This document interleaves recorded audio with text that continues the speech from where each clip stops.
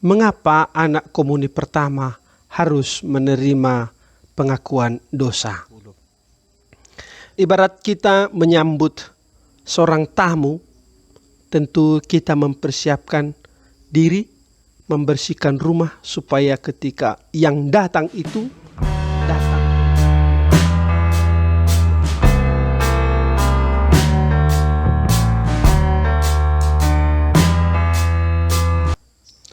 Halo teman-teman semua, senang berjumpa lagi dengan saudara-saudara dalam ruang katekese. Kali ini kita bersama-sama mencoba membahas tentang pengakuan dosa kepada anak komuni pertama. Sebelum kita menjelaskan ini, saya teringat dengan pertanyaan dari seorang pendamping sekami yang sedang mempersiapkan komuni pertama. Katanya dalam pembelajaran komuni pertama, seorang anak bertanya kepadanya dengan menanyakan, mengapa anak komuni pertama harus menerima pengakuan dosa?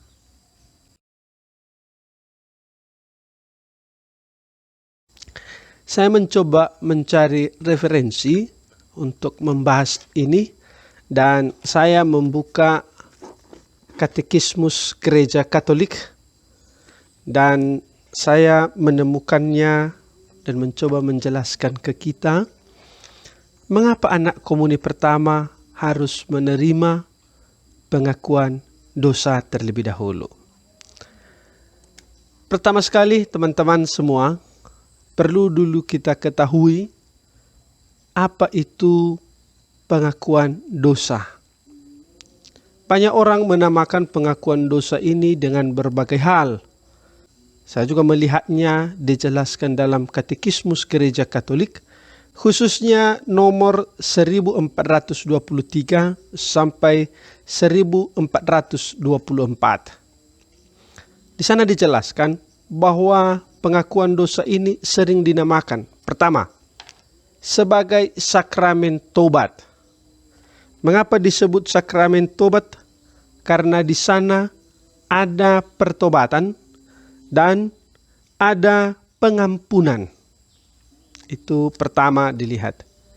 Yang kedua, sakramen ini juga sering dinamakan sakramen pemulihan. Pemulihan di sini dilaksanakan secara sakramental oleh panggilan Yesus untuk bertobat, untuk bangkit kembali kepada Bapa, dan barang siapa orang yang telah menjauhkan diri dari dosa.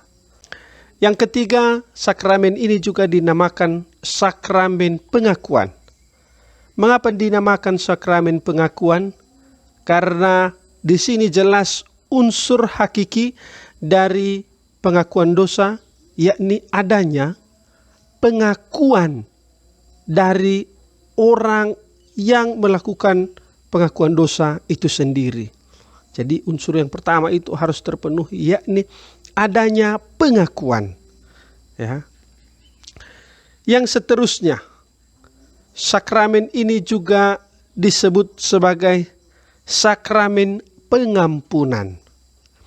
Mengapa disebut sakramen pengampunan? Karena lewat orang mengakukan dosanya, ia juga menerima pengampunan. Yang terakhir, yang kelima, sakramen ini juga sering disebut sebagai sakramen pendamaian.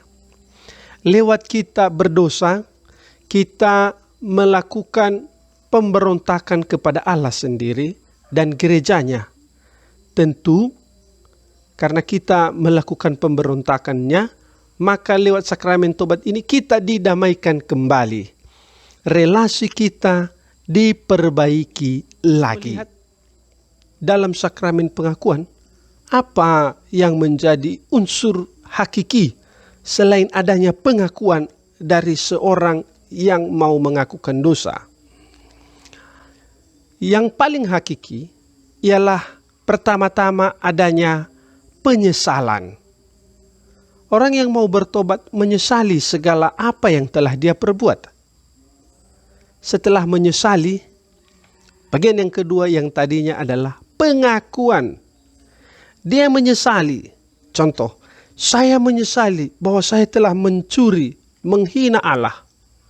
Saya menyesal, maka saya mengakui kepada Allah di hadapan imamnya bahwa saya telah mencuri dan saya telah menghina Allah.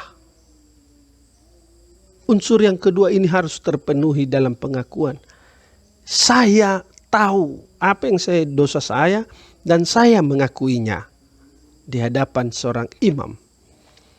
Unsur yang ketiga adalah penitensi dan absolusi. Apa itu penitensi? Penitensi adalah nasihat-nasihat dari seorang imam terhadap kita yang mengakukan dosa.